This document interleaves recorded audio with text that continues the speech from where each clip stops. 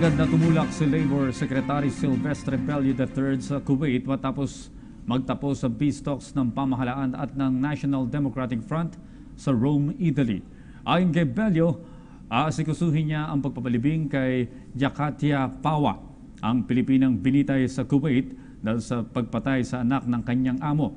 Nagkasundo kasi ang pamilya ng yumaong OFW na hindi na iuwi sa Pilipinas ang kanyang mga labi para mailibing agad alinsunod sa tradisyong Islam. Tatanggap ng 100,000 pesos na scholarship ang dalawang naulilang anak ni Pawa mula sa Dole. Samantala, makikipagpulong din si Bello sa Labor Minister ng Kuwait upang iapela ang buhay ng isa pang OFW na nasa death row. Kinilala ang naturang Pinoy na si Elpidio Nano na pinatay naman ang kanyang katrabaho na isa ring Pilipino. Inatasan ni Bello mga labor attaches sa Middle East na isumite ng listahan ng iba pang Pilipinong nahaharap sa parusang bitay.